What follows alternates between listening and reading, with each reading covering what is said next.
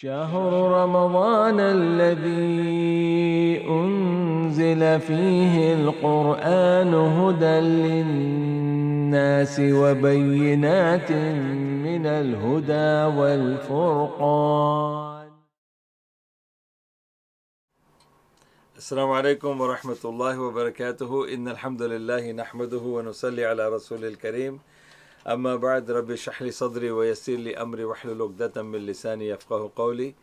All praise be to Allah subhanahu wa ta'ala, the creator of the universe, and peace and blessing of Allah be upon Prophet Muhammad sallallahu alayhi wasallam and all those who follow his path till the day of judgment. Ameen thumma ameen. I welcome all of you, my brothers and sisters, for this program. Alhamdulillah, this is our live show.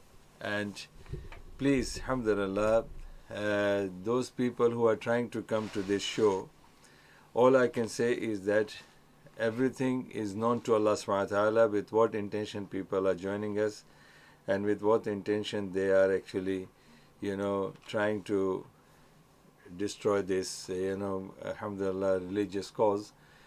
And all I can say is that may Allah guide them. May Allah have, may Allah forgive them, because I can only say that may Allah guide them because they don't know what they are doing. And at the same time, alhamdulillah, if they are planning to, damage our this, mashallah, the religious and spiritual cause, and they're trying to bring the satanic things in this, then Allah is the one who will protect us, inshallah. Because I put all my trust in Allah subhanahu wa ta'ala, and I believe that, alhamdulillah, nothing good can come without Allah's permission, and no harm can come, and no bad can or evil can come without Allah's permission. So Allah subhanahu wa ta'ala knows best. That, alhamdulillah, what we are doing is right and wrong. Allah knows best, alhamdulillah. And I was saying, my intention is just to, alhamdulillah, teach Islam from Quran and Sunnah. And if people, they don't want to dissolve it, they don't want to swallow this truth, bitter truth, then alhamdulillah, they can have 2 more meals just to cut down their angers. But alhamdulillah, my intention is very clear, alhamdulillah, that I'm not running this show for the sake of money. I'm not running this show because somebody has sponsored me. I'm not running this show because I want to promote my Jamaat. I'm not doing anything for that purpose. I don't have any Jamaat. My Jamaat is Islam. And alhamdulillah, that's the only thing I follow. And those my brothers and sisters who also believe in the same understanding that we are Muslims and we are, alhamdulillah, pure Muslims. We don't want to go into sectism and Jamaat and all that. And if somebody says that, having one particular name or linked with any particular sect, because this is the consensus of Ahlul Sunnah wal Jama'ah that you must have one madhab and you must have this. So, alhamdulillah, it's their understanding, is their theology, is their doctrine. I have got nothing to say with that. Because, alhamdulillah, if anybody thinks like that somebody has to be with the Jamaat and somebody has to be with the sect, one particular sect and madhab, then alhamdulillah, it's good luck to them, because I'm not here in this position to do anything as such. Alhamdulillah, assalamu alaikum wa rahmatullah. Sheikh, sorry, I asked you yesterday about Salatul Awwabin and you said inshallah you will make a video about this. Please, can you tell me when you will make this video? Thank you.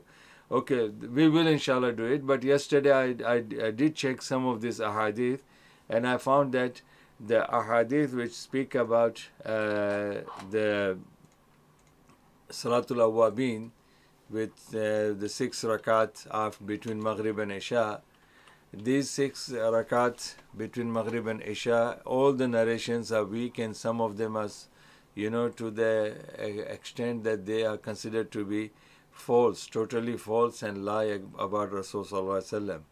So only for that reason, alhamdulillah, I didn't want to tell you. But otherwise, Salatul Awwabin, according to our classical books from Sunan and other books of Ahadith, it is the prayer between, the sunrise till the zenith.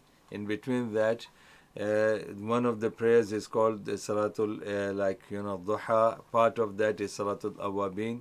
and that prayer is actually known as Salatul Awwabin, and that is have an authentic narration which says that it is 6 rakat of Salatul Awwabin. So based on that, alhamdulillah, what I prefer is that definitely I will bring all the narrations related to that, but it is very clear that Salatul Awwabin is not actually the practice of Rasulullah. Rasulullah did pray Salatul Duha, he did pray, Salatul Ishraq, and in Urdu we call it Namaz-e-Chasht ki namaz. But these are all related to the prayers after the sunrise. After the sunrise, when Prophet ﷺ, when he prayed Fajr, till the sunrise, after that he was not doing any salah as such. But after the salah, after the sunrise, when the land becomes warm enough that the baby camel can feel the heat of the sand, that is the narration mentioned, that is the actual time where the Salatul Awwabin is offered. So that is what I can say, alhamdulillah. But inshallah, in future, I have a plan after Ramadan, inshallah, when I'll get the time, I'll prepare the whole article on this subject, and inshallah, I will make a video, short video on this, inshallah. So, Jazakumullah khairan, brother, whoever has asked, okay, this is Luton guy. So inshallah I will speak with you, inshallah. Jazakallah khair, barakallah fiqh. So my brothers and sisters, this is our live show, and whoever has got any question, they can ask their questions, inshallah, in Urdu, English and Arabic. So you can use this, and you can even ask your people to, if they have got any questions. Because yesterday, mashallah, one of the brothers, after the show, he told me that he has, mashallah, he's been watching my show from the beginning of Ramadan, and he has, mashallah, made a group of his family members, and whenever I'm there on the show, he, sends a message to them that join Sheikh Abdul Majid, and if you have got any questions, you can ask the questions here. Alhamdulillah. So my brothers and sisters, now we are going to end, Ramadan soon. It's only 4 or 5 days are left. Today we are fasting the 25th of Ramadan. And tomorrow, inshallah, it will be 26th. And by Friday, tomorrow is Tuesday, Wednesday, Thursday and Friday. By Friday it will be 29. And maybe Saturday will be the Eid, or maybe Sunday will be the Eid. But there is a very serious, obligation of Islam that we have to understand, which is called Sadqatul Fitr or Zakatul Fitr. Sadqatul Fitr and Zakatul Fitr, I've got a link on that. Inshallah, you can click on that, and you can learn more in detail about it.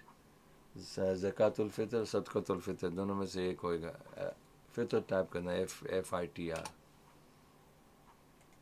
So in that, inshallah, what you can do is, inshallah, this is, let me tell you briefly, Zakatul Fitr is fard, is as fard as Eid al-Fitr, and there will be a chapter which is called, So the Zakatul Fitr is a very important subject, which means people who are fasting and people who are not fasting, people who are fasting and who are not fasting, even all the Muslims in this month, all those who have attended month of Ramadan, they have to give Zakatul Fitr. It is compulsory upon every man, every woman, even the children who are not even had reached the age of puberty, they have to pay. And people, even those poorest people who do not even have who do not have anything to give out for Zakatul Fitr, they have to wait for some people to give their Zakatul Fitr to these people, to this kind of a poor person, and he or she has to give out Zakatul Fitr from it. And this Zakatul Fitr has got very serious issue which is one the Prophet ﷺ asked us to give out only in the form of food, not cash, no money, no other things. It has to be only food, and it has to be 3 kg minimum. Means from quarter to like 2.5, 2.7 kg or 3 kg, it matters to be.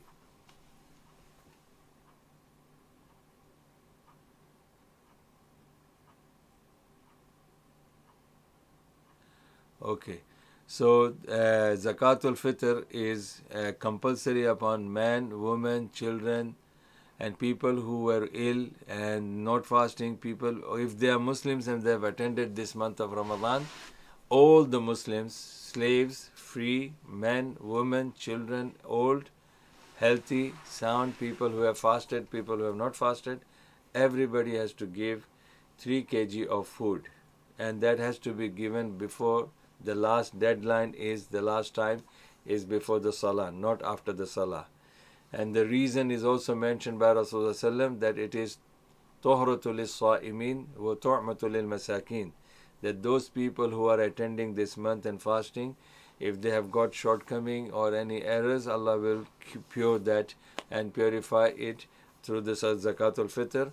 And even those people who are not fasting and they are giving the fidya, still they will be rewarded for that, and their other shortcomings and errors will be wiped off and purified. So everybody has to give. Besides the fidya, if they are not fasting, they have to give fidya, they will still give the fidya. And with regards to this fitr, Zakatul Fitr, the second reason he said, Tu'matul lil masakin, this is the food that is to be given to the poor people who should be enjoying that. And Prophet said, Aghnuhum anil mas'ala, free them from begging to the people, especially on the day of Eid. So let them enjoy the Eid as you are enjoying.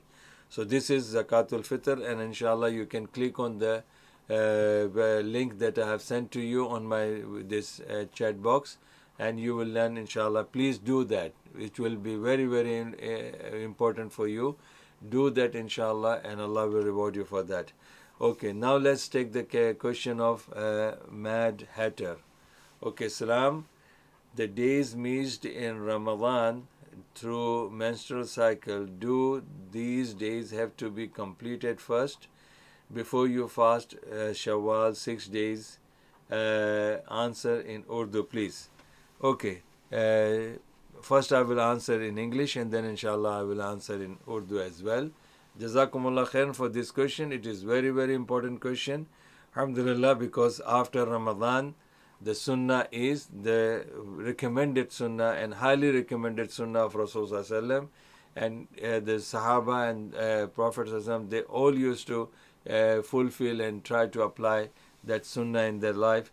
That is the fasting of the 6 days of Shawwal. Number one, the 6 days of Shawwal are not fard. This is first thing. And 6 days of Shawwal are sunnah. If somebody wants to fast, he will be rewarded, and if somebody does not want to fast, there is no sin on that. Second thing, it is not required to be fast all 6 days consequently or one after the other in one row.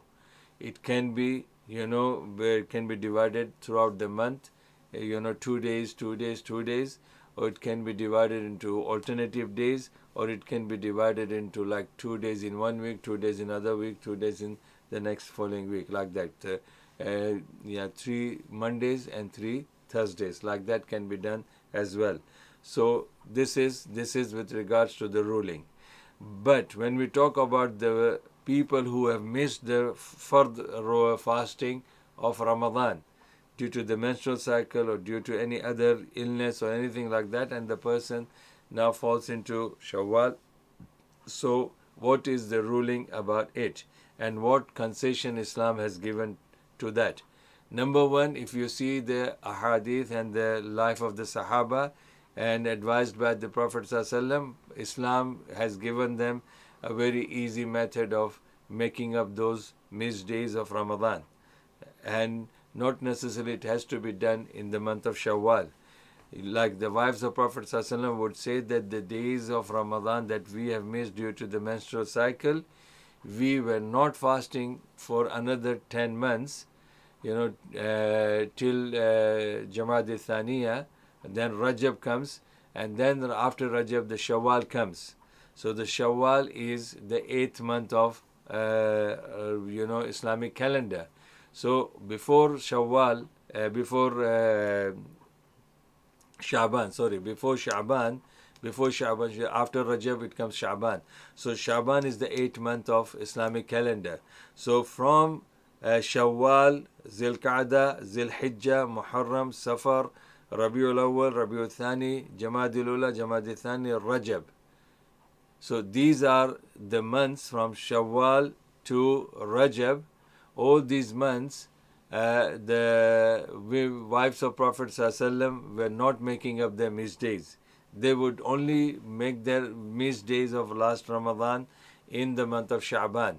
And they give the reason that we have to, be very much prepared to look after Rasulullah in case if he is sexually, in need for us. So then if we are fasting during the daytime, then we can't say no to him, which could be bad, for us to say bad to him like that or no to him.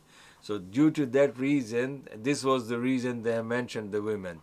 So they would delay, they would not fast the missed days in Shawwal. They would not fast the missed days in Zilqa'dah. They would not fast the missed days, in Zilhijjah, or Muharram, or Safar, or Rabiul Awwal, or Jamadil Ula, Jamadil Thaniya, or Rajab.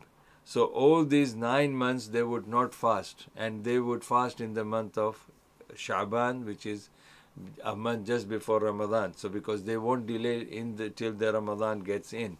No. So this is one easy method for women or those people who, if they have missed anything like that. But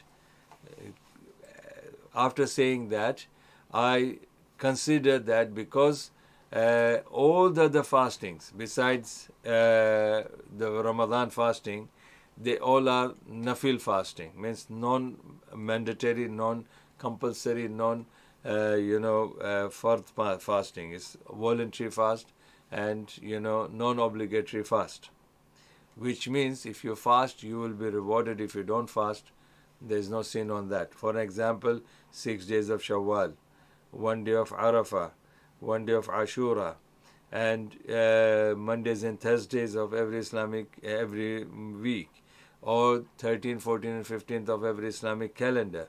All these were, regularly fasted by Rasulullah, and he highly recommended about them. But at the same time, they categorize as nafil fast, non-voluntary, non-obligatory fast.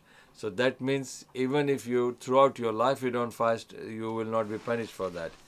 But if you missed these days of Ramadan fasting, and you missed them, and then finally if you died, then that debt on you is still remained. Even after, it remains after the death. It is not taken off, it's not forgiven. So Prophet ﷺ has said, Man mata wa alayhi siyam falyasum anhu waliyuhu. This is a very authentic hadith of Rasulullah, that if somebody had died and he had on his head some days that to be covered or to be made or fasted, which the person has missed, then that his relatives have to fast on his behalf. So this is, which means it's a qard of Allah, a debt of Allah subhanahu wa ta'ala, which we have to clear that. So definitely if somebody died and he had some days to be made, he or she, and the relatives they don't, then the person will be in trouble. So this is only a risk which I believe that we should not take the chance, because we don't know whether we will be able to live for that another 9 months till we fall into another Ramadan.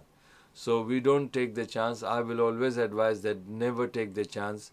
And since the month of Shawwal, it has got 29 to 30 days, and this missed days could be 6, could be 5. So my personal opinion based on this, because I'm always aware of the death, I'm always conscious of the death, and I think that the death can come any time, and Muslims should be prepared to meet Allah subhanahu wa ta'ala, because if he loves to meet Allah, Allah loves to meet him. So based on that, I will say that a woman or brothers or sisters whoever have missed their fasting of Ramadan, then they should not wait till the next Shaban. They should do it in the month of Shawwal immediately after the Eid is done. For example, like Friday, if it's our last day, which is 29th of Ramadan, and Saturday could be Eid or Sunday could be Eid. So if these 2 days could be one of the 2 days could be Eid, so we don't have to fast because fasting on Eid is haram.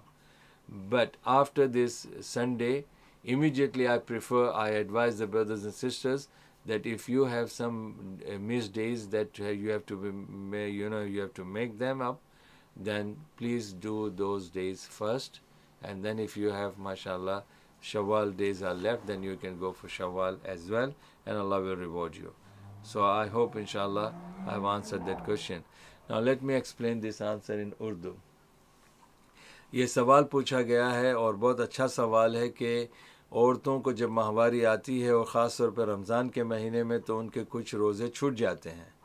तो सवाल पूछा ये है कि अगर औरतें, क्या ज़रूरी है कि ये शवाल का महीना जब शुरू होता है तो उसी वक्त जो है ये रोज़ों की क़ज़ा कर लेनी चाहिए, या जो है इसको थोड़ा डिले करके पहले शवाल के 6 रोज़े रख लें और फिर उसके बाद जो है रमज़ान के जो क़ज़ा वाले हैं वो रखें।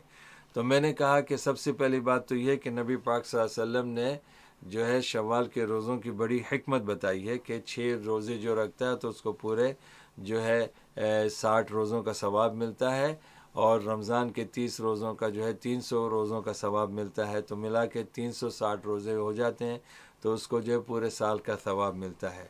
लेकिन मैंने ये समझाया कि जो शव्वाल के रोज़े हों या जुमेरात और जुम्मा के रोज़े हों, जुमेरात और पीर के रोज़े होते हैं, या महीने में जो है 13, 14, 15 इस्लामी महीने की तारीख़ों में जो रोज़े रखे जाते हैं, या अरफात का रोज़ा है या आशूरे का रोज़ा है, ये सारे रोज़े जो हैं नफली रोज़े हैं, मतलब फ़र्ज़ के मुकाम नहीं है इनका।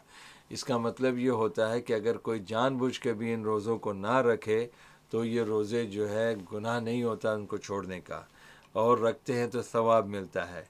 तो ये मसला ये है कि जब अगर शव्वाल के रोज़े भी जो रखने हैं तो इसमें भी काफ़ी अच्छी सहूलत है। ये नहीं कि शव्वाल के पूरे 6 रोज़े एक ही साथ रखने हों, कि एक आज आकर एक रखा तो कल दूसरा, तीसरा, इस तरह 6 रखने, ऐसे जैसे रमज़ान के रोज़े रखते हैं, ऐसी कोई ज़रूरत नहीं है। आसानी है इसमें।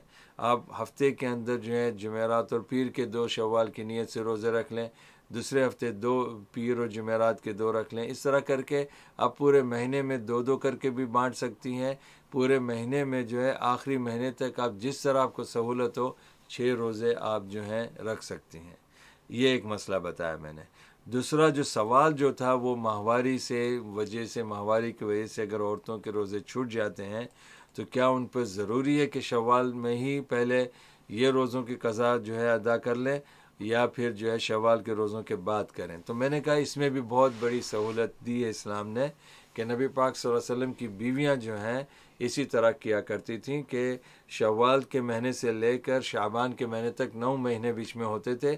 तो आपकी बीवियां जो हैं ये रोज़े जो उनके महीने माहवारी की वजह से छूट जाते थे रमज़ान के, तो वो शाबान में जो आने वाला शाबान होता था उसमें मुकम्मल करती थी, क्योंकि वो कहती सारा साल जो है नबी सल्लल्लाहु अलैहि वसल्लम को किसी वक्त भी हमारी हाजत हो जाए तो रोज़ों में हम आपकी पूरी खिदमत नहीं कर सकेंगे, इसलिए हम रोज़े नहीं रखा करते थे और पता नहीं चलता कब ज़रूरत पड़ जाए।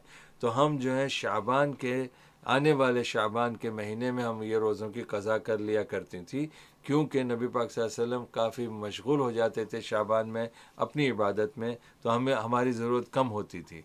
तो ये एक सहूलत है कि इंसान जो है अगली रमज़ान में दाखिल होने से पहले जो है वो शाबान के रोज़े में जो है महीने में अपने रोज़े मुकम्मल कर सकता है जो छूट गए हों। ये एक मसला है। दूसरा मसला ये है कि नबी पाक सल्लल्लाहु अलैहि वसल्लम ने रमज़ान के रोज़ों को कर्ज़ा बताया है। रमज़ान के रोज़ों को कर्ज़ा बताया है। इसका मतलब ये है कि आपने कहा कि जो शख्स मर जाए और उस पर रमज़ान के रोज़े रह गए हों तो वो जो है मरने के बाद भी माफ़ नहीं होते। उनके रिश्तेदारों को चाहिए कि उसके एवज़ जो है वो रोज़ा रखें, लेकिन आज के ज़माने में कौन रिश्तेदार रखेगा, और मौत की कोई गारंटी नहीं होती, इंसान किसी वक्त भी उसकी मौत आ सकती है। तो अगर मर गया तो कर्जा रह जाएगा, तो फिर कौन उसके लिए रखेगा। तो इसीलिए मैं ये कहता हूँ, ये मेरा अपना ज़ाती यानी है कि शव्वाल में क्योंकि पूरे 30 दिन और 29 दिन की सहूलत रहती है, तो पहले हम जो हैं ये कज़ा वाले रोज़े मुकम्मल कर लें। और जो है जैसे अभी ये महीने में जो है रमज़ान आखिरी रोज़ा जो है 29वां रोज़ा जुम्मा को पड़ता है, तो हफ्ता और इतवार दोनों में से एक दिन शायद ईद हो जाए। अगर 30 रमज़ान है तो फिर हफ्ते के इतवार के दिन ईद होगी, या तो फिर अगर 29 रोज़े में चांद दिख गया तो फिर हफ्ते की ईद होगी। तो ये दोनों दिन जो है हफ्ता और इतवार को छोड़कर आदमी जो है पीर से जो है आने वाले जो पीर आएगी उससे जो है अपने वो कज़ा के रोज़े रख लें, और फिर जो है रमज़ान शव्वाल के महीने में जितने बाकी 6 दिन रह जाते हैं उसमें इंशाल्लाह मुकम्मल कर ले अपने रोज़े। तो एहतियात हो जाएगा कि फ़र्ज़ वाली चीज़ें जो हैं वो गर्दन पे बोझ ना रहे। जज़ाकुमुल्लाह खैर फॉर दिस क्वेश्चन। अल्हम्दुलिल्लाह, अल्लाह आप लोगों को जज़ाए खैर दे इस क्वेश्चन के ऊपर। अभी हम द लूटन गाय के जो है एक क्वेश्चन लेते हैं। Let's take the question of the brother Luton guy. Can you make Umrah for a dead parent, or can you only make Hajj? Because the Quran, it's a very good question, alhamdulillah.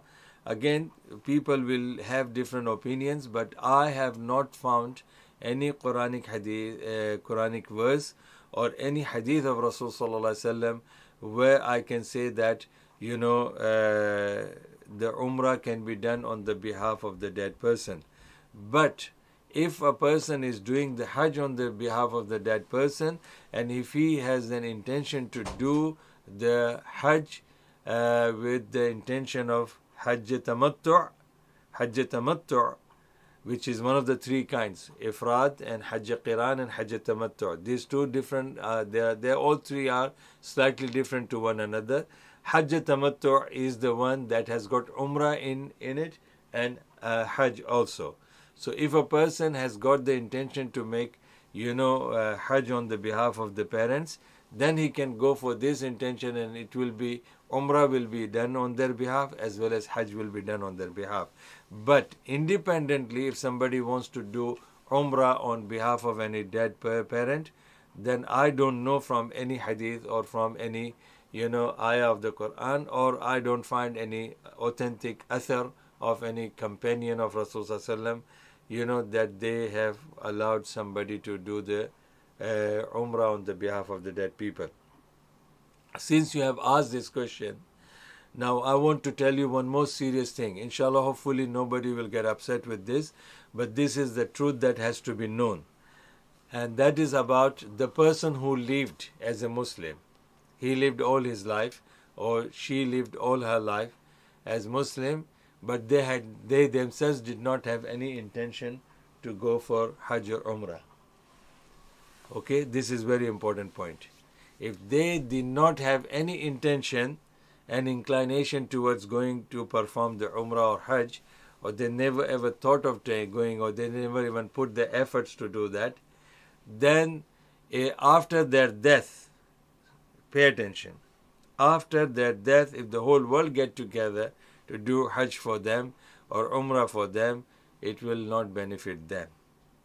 It will not benefit them, because Allah subhanahu wa ta'ala sees the intention. Sees the intention. That means if a person was a believer who has submitted his will to Allah and he accepted all the 5 pillars of Islam, and he was or she was trying to prepare, you know, by whatever halal means to go for Hajj or Umrah, but could not and died before that. Could be any reason. Could be any reason. Then this person, if somebody does the Umrah or Hajj, the Hajj on behalf of this person, then inshallah it will be beneficial to the person on whose behalf it is done. Otherwise, if a person, as I said, that if I didn't care for my own religion, then if the whole world get together to help me out, nobody can do that, because it is my religion. I have to deal with that. Allah subhanahu wa ta'ala has said in the Quran, in Surah Al-Baqarah تِلْكَ أُمَّةٌ قَدْ خَلَتْ لَهَا مَا كَسَبَتْ وَلَكُمْ مَا كَسَبْتُمْ وَلَا تُسْأَلُونَ عَمَّا كَانُوا يَعْمَلُونَ. That they were the nations, they were the people, they have gone, and you will also go. And Allah subhanahu wa ta'ala will not ask you about them. Here, one of the understanding is that they were the people, they were on the deen or whatever the life they did, and you will do the same thing. So Allah subhanahu wa ta'ala will not ask you about their deen, which means if they were not upon the deen, then it was their problem. So if they were not upon the 5 pillars of Islam, it is their problem. You cannot help them if they have died. And Allah will not ask you about that. So this is very clear. And Allah subhanahu wa ta'ala has, said, on the day of judgment, I will be answering my questions, and people will be answering their questions. And from the Quranic verses, there are ahadith that on the day of judgment, even Prophet Muhammad sallallahu alaihi wasallam told his daughter, Fatima, I'm your father, and I can help you in this world, whatever you want from me. But on the day of judgment, you will be on your own. So this is very clear with the relation of Fatima and Rasul sallallahu radiallahu ta'ala anha and Prophet Muhammad sallallahu. So if this is the case with them, then who are we? So my point here, not to upset anybody, but if the parents were not having any intention, just because you have the sympathy for your parents, or you have the sympathy for your mother or father, and then you think that you do Hajj on their behalf, and they were not upon the deen, they don't even care for it, then your Hajj will not benefit them. So I think it's a waste of time and waste of money doing Hajj for such kind of people. Sorry for this, but this is the bitter truth that has to be understood. Okay. Amila Z. Assalamu alaikum. Can you fast the Shawwal fast with intention of Shawwal and making up previous fast? Okay. Very good question. Jazakallah khairan, Amelia. No. Fard is fard and Sunnah is Sunnah.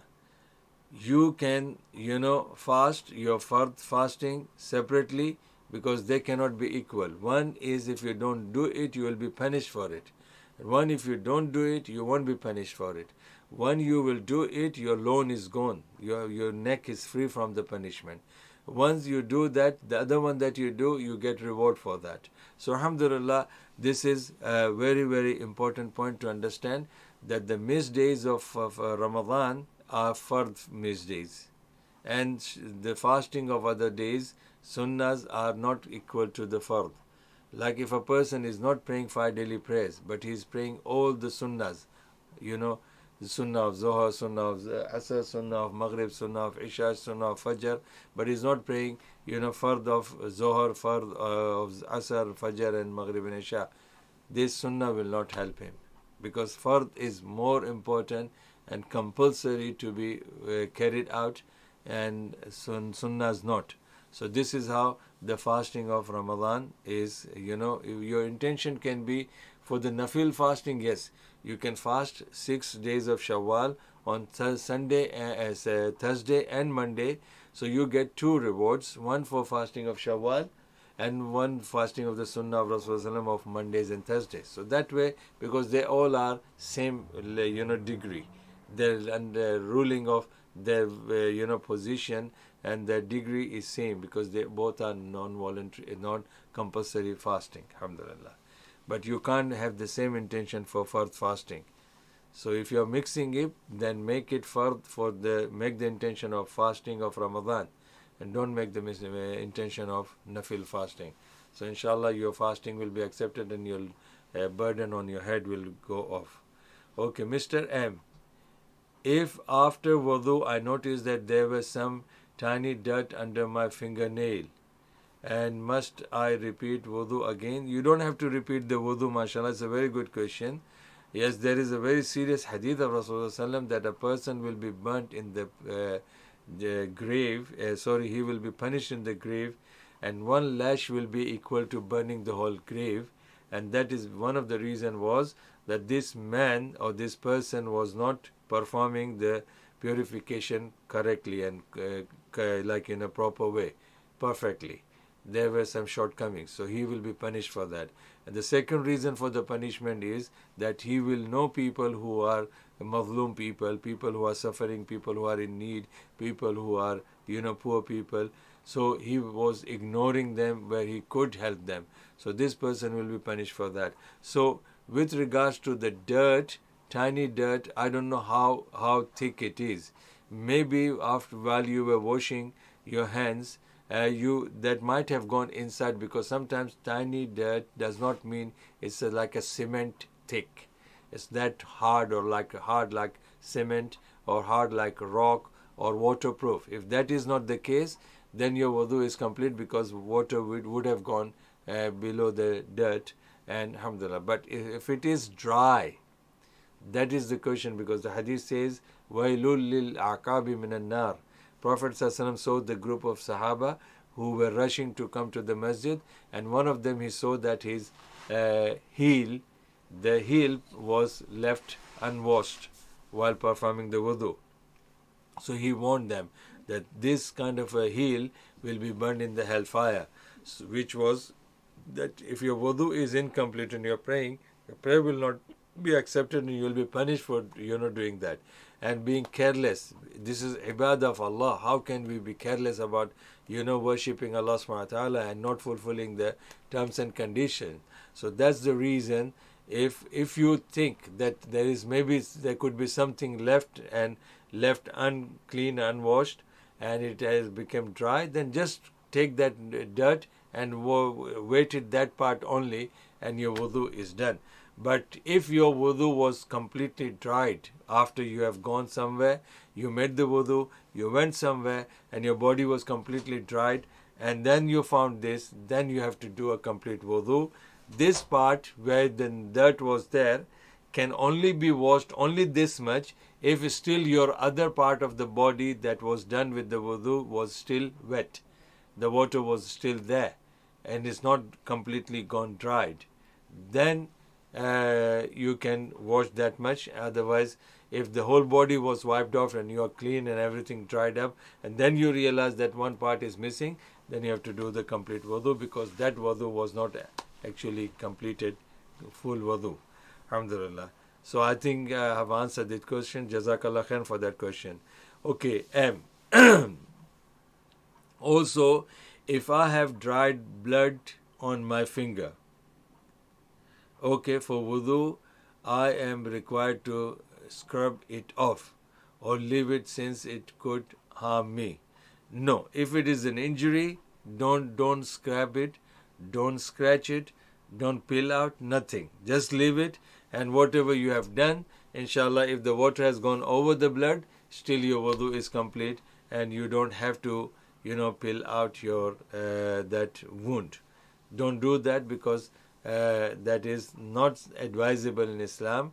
And if you do that, then your healing will delay, bleeding will be more, and using water on the top of that bleeding and the wound, then it can have serious infection as well, which Islam does not, allow that to happen, because Islam is the religion of human beings and logic religion, and it makes everything easy for us, and nothing is hard in Islam.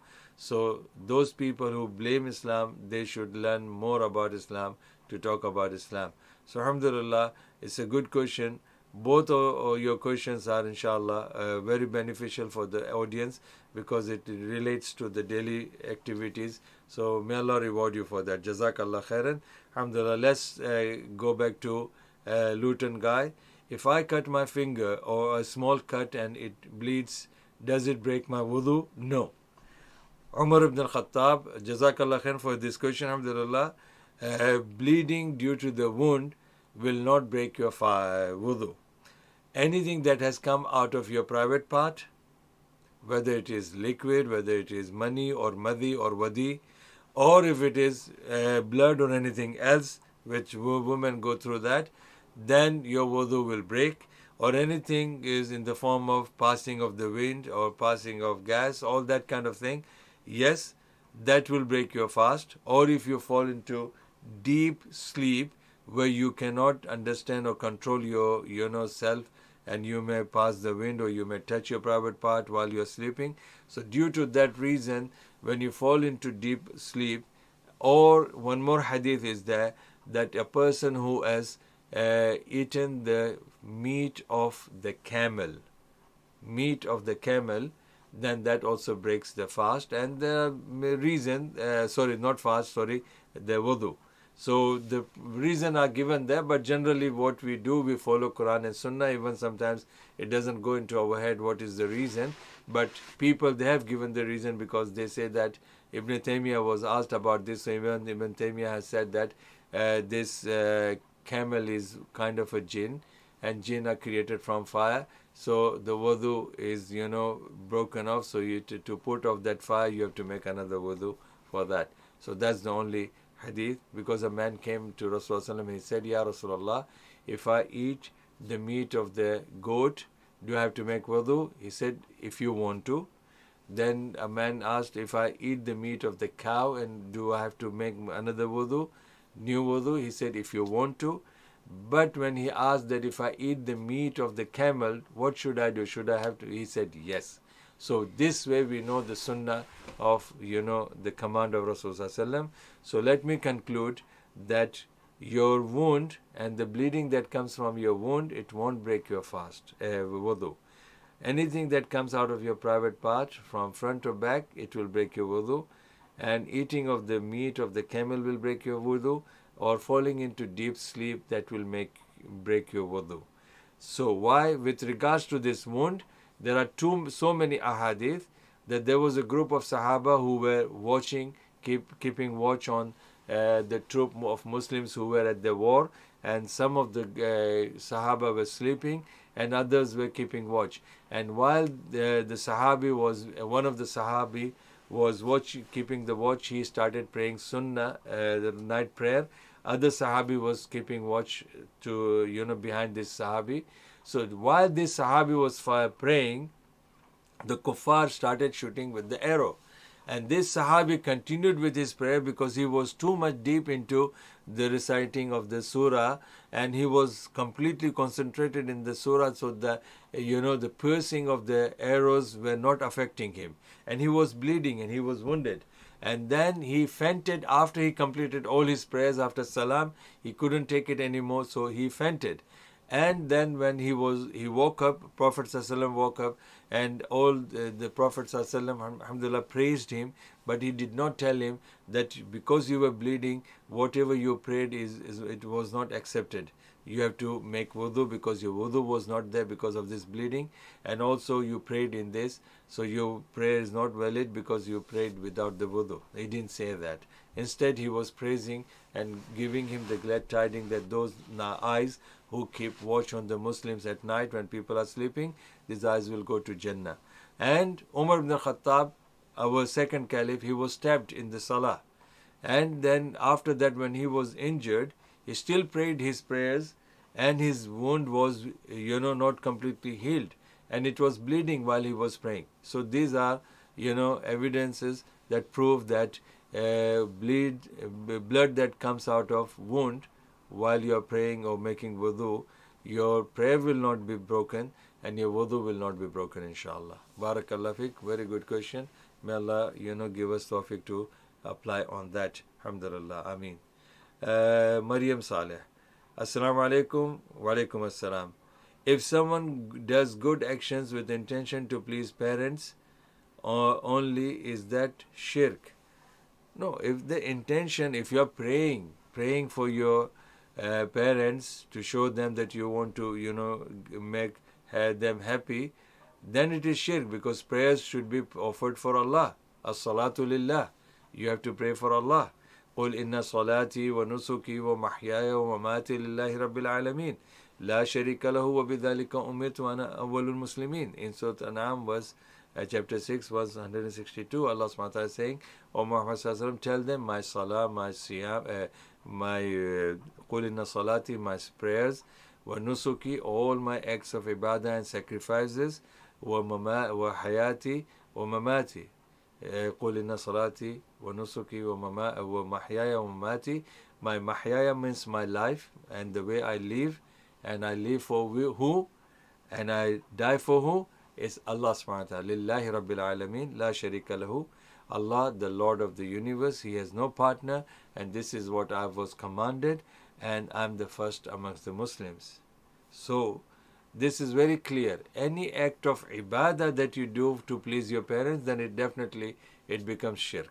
But any good actions that you do, alhamdulillah, and that is again from Quran and Sunnah, to please your parents, to make them happy and to give them peace, that's not shirk.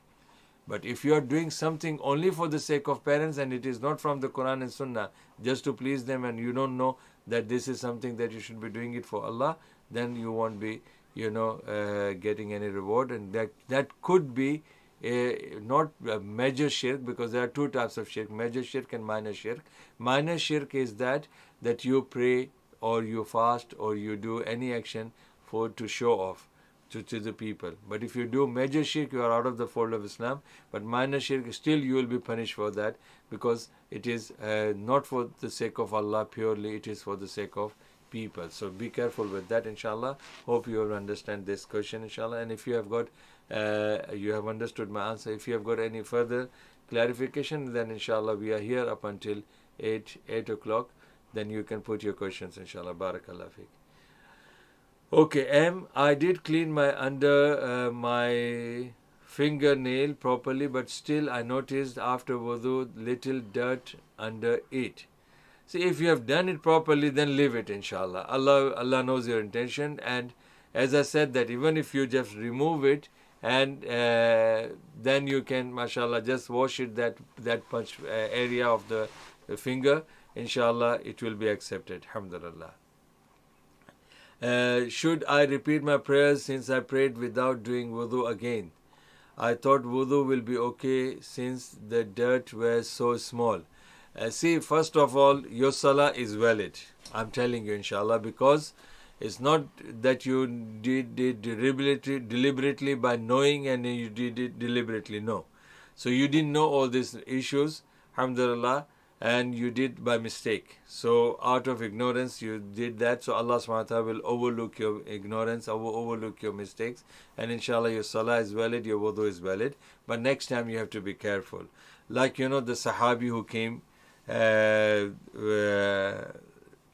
bin Yasir radiallahu anh, and Umar ibn Khattab, they were traveling, and they had to use ghusl, they want to do ghusl due to the wet dream, and they didn't find the water. So Ammar, he rolled over the sand completely, thinking this is, Allah said that you have to make tayammum with the soil. So he, rolled on the soil, sand, with the whole body, and then they came to Rasulullah. Whatever they did, they might have done their prayers or whatever, but when they came to Rasulullah said, Ya Ammar, it would be simple. You would just say Bismillah, hit your hand on the soil, blow it, wipe your face, wipe your hands, and it's done. You don't have to put the soil all over your body and clean yourself. So see, he didn't tell him, okay, did you pray with that tayammum? Did you do this with that tayammum? Or whatever you have done, it's not valid. No, he didn't say, because he knew that the thing that was done by Ammar, it was out of ignorance. So that is something overlooked by Allah subhanahu wa ta'ala. Alhamdulillah, hope you will understand this. So nothing to be worried about your wudu, nothing to be worried about your salah, inshallah. But next time, be careful, inshallah. Ali, assalamu alaikum, Imam Sahab. I was sleeping. Okay, alhamdulillah, no problem. May Allah, alhamdulillah, reward you for joining us. And inshallah, your questions are very beneficial. MashaAllah, my brothers and sisters are benefiting with that. Even my family who is watching my program, they also say, MashaAllah, Ali and Qasim Ali, and they are, MashaAllah, have got lots of questions. And Sister Maryam was also, have got lots of questions. Today we have Brother M. I don't know, MashaAllah, who is he, but he is most welcome. And inshallah, after Ramadan, we will be having this show every Sunday. But till Ramadan, we will have every day, inshallah. Okay, Luton guy. Some or most imams don't say Ameen after Fatiha. Yes. Why do they not say Ameen when the hadith is clear to say Ameen? Very good question. Very good question. Jazakallah khairan for your question. But your question is, wrong to the wrong person. What do I mean by that? Your question is relevant, but because your question is about somebody who is knowing something and not doing that. So that question should be asked to that person. I cannot answer on his behalf. But all I can say academically, the people who think that the Ameen after Surah Al-Fatiha it should be said, but it should be said in the lower tone, then they follow that kind of school of thought and that opinion. So based on that, maybe that Imam must be following that school of thought, and because of that, he is doing that. But if he knows the hadith, and if he is not doing that, then I don't want to, say any comment on that, because my religion is La ilaha illallah Muhammadur Rasulullah. Islam is my religion, Islam is my madhab. So if somebody has got, other madhab, if somebody follows that madhab, and he follows by saying La ilaha illallah Muhammadur Rasulullah, still he follows that madhab, then he has to answer that question. And alhamdulillah, it's good that you have asked me. If you ask me, Sheikh Sahab, why you don't do this, then I can say, inshallah, because I don't know, or I'm searching, or I'm doing that. But if you say that, Sheikh Sahab, why you do this, like I showed, a specific way of Eid prayer. I demonstrated how to do the Eid. And that Eid, again, my Eid could be different than some other people. So they can ask me, Sheikh Sahab, why you are praying, which we don't pray the same way. Then I can say, I'm not praying because I made this up. I am praying according to the hadith which I found. Then they may also say, Sheikh Sahab, other people, they don't know the hadith, they are all scholars. I said, even if they know the hadith and if they don't practice it, it's their fault. You have to ask them. But if I know the hadith, then who can stop me? I'm Muslim. I say Allah is my Lord and Muhammad is my messenger. And I am told by Allah to follow Ati'ullah wa Rasul la'allakum turhamun in Surah Ali Imran 132. Verse 132, Allah told me that, O DrAbdulMajid, you have to follow Allah and you have to follow His Rasul so that I will send my mercy upon you. So alhamdulillah, if Allah told me to follow the hadith, then alhamdulillah, who can stop me from that? Even if it cost my life, I will still follow the hadith, regardless of one madhab follows or not follows, one imam does or not. So alhamdulillah, if I do something and you want dalil for that, inshallah, I'm there to tell you that what is my evidence to that. Same case with this, I do say Amin loudly. I do say Amin in the Fajr. I do say Amin in the Maghrib. I do say Amin, loudly in Isha prayer. And that is because I know the ahadith from Sahih Bukhari and from Sunan. It says that the Sahaba used to say Amin in such a loud voice that the roof, the ceiling of the Masjid al-Nabi used to vibrate. So this is how we have to understand. This is something which, we should say this. And this is something actually the Jews, they hate. Jews, they don't like to listen to the adhan. They don't like to listen to the Amin of the Sahaba. And they didn't even like to listen to, the Quran. They used to hate that. So we as Muslims should be different than the Jews. And we should do what our Prophet has taught us to do. Alhamdulillah. So that's the answer with regards to your question.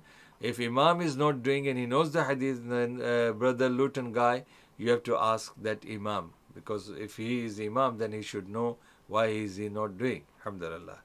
Ali, I have a question I will ask tomorrow. No problem. Allama Iqbal poem is Imam Sahib. Okay, inshallah, I don't understand the poem. You can see I'm very, rigid person in that nature. Alhamdulillah. Okay, Maryam Saleh. Sheikh, what if you want to achieve good results in college exams to make parents happy? Is that okay? Yeah, alhamdulillah. You should not only do good in exams and, to make your parents happy, but you should do good in exam for your future career as well. Because this is something, mashallah, the government pays for your education. At least think that way. And if you were in India, Pakistan, Bangladesh or any other part of the world, your parents would have to pay from their pockets to teach you, to educate you. And this education is not something against our religion. Alhamdulillah, this is something, it's beneficial. At least we know what is right and wrong in this dunya, and who is, corrupt and who is not corrupt. This education teaches us. Alhamdulillah, it's also, builds up, to make our halal living in the future. So it is something good. So it's not only for your parents, my dear, I will tell you, please, alhamdulillah, do it for your good career as well, and make your parents proud of yourself, make Muslim Ummah proud of yourself, make the country proud of yourself. Inshallah, not only good results, make the perfect result of your education. Alhamdulillah. Okay. लब पे आती है दुआ बन के तमन्ना मेरी. Yes, alhamdulillah, this is Allama Iqbal's poetry. Brother M is the head of the spy agency in James Bond film. Okay, alhamdulillah. Okay, good. अपना ख्याल रख हाँ करो Imam Sahab. Jazakallah khairan for your kind concern and for your happiness. Alhamdulillah.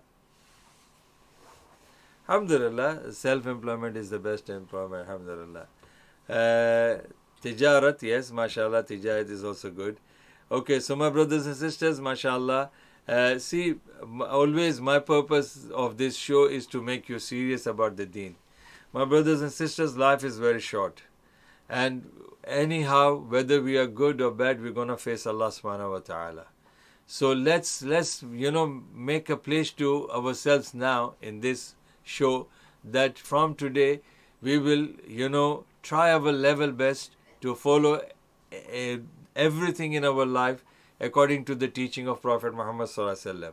Because we don't know tomorrow, because there's a hadith which I really, it scares me sometimes. That's why I'm not flexible. In the deen, I'm not flexible at all. Because the hadith says that there will be a time on the people that maybe a person he woke up as a believer, but before the evening, he died as a kafir. He ends up as kafir. And a person who was believer in the evening, and the next morning when he woke up, he became kafir. So I don't want to do that. And that could be like because of our deeds. Our deeds can make us believers, and our deeds can make us kafir. Our speech can make us believers, and our speech can make us kafir. Our speech, our actions that we do, our thinking, and some of the things, subhanallah, are so hard that if a person wants to do something and rectify the mistake, it becomes very hard. For example, there was yesterday or the day before yesterday, I and my son Yusuf, we were reading one of the verses of the Quran. And the verse was saying that people, when the deen came to them, they become arrogant. The deen came to them and they became arrogant. And they ignored it. And they said that we don't need this. We don't want this. And subhanallah, later on these people, Allah subhanahu wa ta'ala, if you don't want the deen, Allah will not push on you. Allah will not force on you. Allah will not impose on you if you don't want the deen. And you die as a believer, it's your choice. If you die as disbelievers, it's your choice. Allah will not impose on you. So that is what I was saying, subhanallah. We Muslims are so jealous of each other. Like yesterday you can see, maybe those people who are coming into this show, they don't understand the importance of their life. They don't even understand the importance of their death. And that's why coming into this show, instead of, thanking Allah that alhamdulillah we have somebody who can, share the knowledge of Islam with us, and it can benefit the people, it can benefit myself, suppose if I'm wrong. And, but subhanallah, they were messing up. They were talking rubbish. These people, if they don't care, Allah doesn't care for them. If they want to go to Jahannam, Allah will say, good luck to you. So that's why, my brothers and sisters, please be serious and, change your mind and understanding, from the dunyavi thing, and be serious about the deen. Try to follow La ilaha illallah, means you worship only Allah, nobody else. And Muhammadur Rasulullah, your act of worship, whatever the amount you worship Allah, should be only from Quran and Sunnah of Rasulullah. Barakallah. Sheikh, what does it mean that Islam began strange and will end up strange? Allahu Akbar, Allahu Akbar. I am thinking that we are in the same era now. This is Bada al-Islamu ghariban wa sayaudu kama bada tuba lil ghuraba. Hadith of Rasulullah, that Islam started as a strange religion. What does that mean? The people in Mecca, they were following their own religion, faith and belief and paganism and shirk and other things. So when Prophet ﷺ, okay, apologies Sheikh, I do realize that your stream ends. Okay, now let me answer this question inshallah, and I will conclude this inshallah. With regards to this hadith of Rasulullah, during the time of Rasulullah, nobody was upon the true religion. Nobody was upon true religion of Allah, the religion of Ibrahim, the religion of Isa, Musa, Yahya, Zakaria. Nobody was there. The people in Mecca were totally wild people, religious-less people, no religion at all. And they were just having their own, dunyavi things. So, because of that reason, when Rasulullah came, he didn't bring the new religion. But when he started teaching the true religion of Allah, for the people, it was a strange religion. And that's why they were shocked. They thought that, who is this person?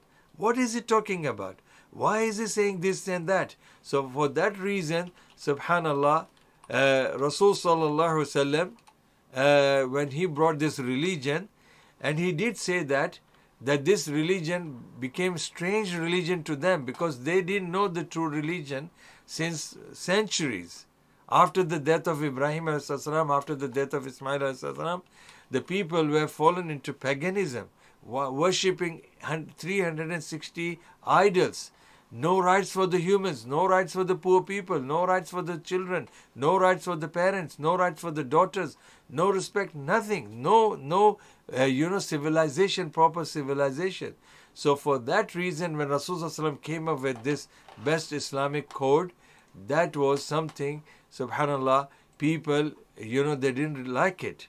And they thought that this is a strange religion. What is he talking? Something really strange. So for that reason, Rasulullah sallallahu alaihi wasallam said that after I'll teach the religion to the people, and then people will hold the religion, till 3 centuries, which means he said that my century is the best, and the century that will be following, and the century after that. And then after that he said that every following day will be worse than the previous day, which means people will go away from religion, far away, going away and far away from the religion. And then there will be a time where the false will become known and the truth will become strange. Like today, the way I'm talking to you, and I'm saying no madhab, don't follow any particular madhab, follow Quran and Sunnah, I'm a stranger to them. They might be thinking, come on, what a big mufti he is. He's saying don't follow the imam, don't follow the madhab, don't follow the sects, only follow Quran and Sunnah. How can we understand Quran and Sunnah? We have to understand through our imams. We have to understand, okay, alhamdulillah. So I'm a stranger to them. So this is what it means that Islam started as a strange religion, and at the end, people will have their own religion. They will be known the false religion very well, like Christianity, Judaism, Buddhism. Today it is on the peak, and Hinduism on the peak. And the worst religion in their sight, in the society, people hate them. People, kill Muslims in the name of Islam. So Islam has become a strange religion to them. Barakallah fiqh, inshallah. Jazakumullah khair. We will meet tomorrow, inshallah. Assalamu alaikum wa rahmatullahi wa barakatuh. شهر رمضان الذي أنزل فيه القرآن هدى للناس وبينات من الهدى والفرقان